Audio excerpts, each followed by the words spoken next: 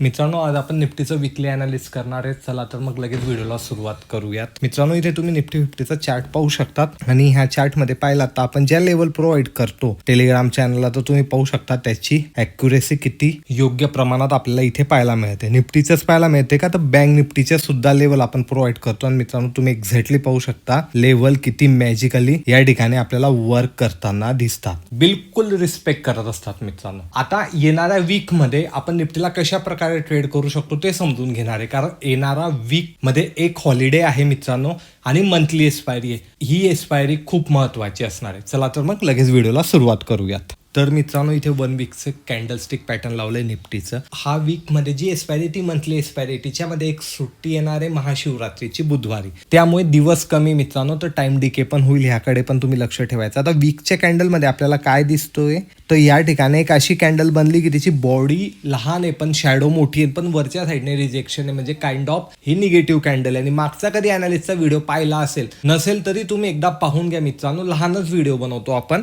तर 700 ते 800 एक सपोर्ट सांगितला होता. 700चा सपोर्ट जोपर्यंत ब्रेक करत नाही तोपर्यंत आपल्याला नवीन इथे सेल करायचं नाही. आणि तुम्ही एक्झॅक्टली पाहू शकतात की त्याने नेहमी 700 ते 800 वरनं सपोर्ट घेऊन वरच्या साईडला तो गेलेला आहे. तर मित्रांनो, आता इथे वन डेचा चार्ट पॅटर्न लावलेला आहे. आणि वन डेच्या चार्ट पॅटर्नमध्ये पण आपण क्लिअर पाहतोय की प्राइस ही लोअर लो लावत चाललेली आहे. आता काइंड ऑफ 700चा जोपर्यंत सपोर्ट इथून ब्रेक होत नाही तोपर्यंत आपल्याला नवीन सेल करायचं नाही. आणि 23,000च्या वरती जोवर वन डेची कॅन्डल क्लोज देत नाही तोवर आपल्याला इथे बाईंगची पण पोझिशन बनवायची नाही. या रेंजमध्ये मार्केट टोटली साईडवेज आहे. हा तर झाला ब्रॉड व्ह्यू. पण इंट्राडेसाठी आपल्या लेवल काय राहतील त्याच्यासाठी आपल्याला 15 मिनिटाच्या चार्ट पॅटर्नमध्ये जावं लागेल. तर मित्रांनो, इथे 15 मिनिटाचा चार्ट लावला. आता 15 मिनिटाचा चार्ट लावला. सर्वात पहिले आपण रजिस्टर आयडेंटिफाय करू की वरती मार्केट आलं तो कुठे थांबू शकतं. तर सर्वात पहिले मला काइंड ऑफ ही एक लेवल पाहायला मिळते की इथपर्यंत मार्केट येऊन थांबू शकतं. याला आपण कधी ब्रीच केलं तर पुढची लेवल माझ्यासाठी ही आहे.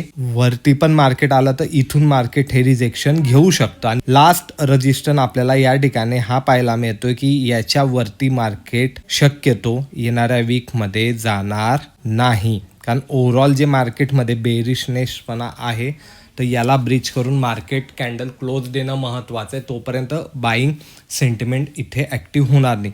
आता सपोर्ट कुठे, जिथे आपण पाहतो आहोत की लास्ट वीकमध्ये सपोर्ट घेतलेला आहे, तर तिथे हा एक सपोर्ट आपल्याला पाहायला मिळतोय. आता कधी याला ब्रेक केलं तर नवीन सेलिंगसाठी आपल्याला नवीन झोन हवा. त्या झोन शोधण्यासाठी आपल्याला मागे चार्टवर जावं लागणार आहे की कधी तिथे प्राइस ॲक्शन बनलेली आहे. तर आपल्याला इथे लेवल पाहायला मिळते मित्रांनो की जी की ही आहे की इथपर्यंत इझिली मार्केट ड्रॅग होऊ शकतं. कधी ही लेवल कधी ब्रेक झाली तर या ठिकाणापर्यंत सुद्धा मार्केट आपल्याला येताना दिसू शकतं. तर आपल्याला काय करायचं आहे मित्रांनो, आपल्याला लेवल चार्टवर लावायच्या. लेवलची ॲक्युरेसी तुम्हाला माहिती, तुम्ही मागचा ॲनालिसिसचा व्हिडिओ पहा किंवा टेलिग्रामला दिलेल्या लेवलही तुम्ही पाहू शकतात मित्रांनो. आपल्या ॲक्युरेट काम करतात. तर ह्या लेवल तुम्ही चार्टवर लावायचे आहे आणि पाहायचं याची ॲक्युरेसी तुम्हाला किती चांगली इथे पाहायला मिळते. व्हिडिओ कधी आवडला असेल आणि कोणत्याही शंका असतील तर नक्की कमेंट करा.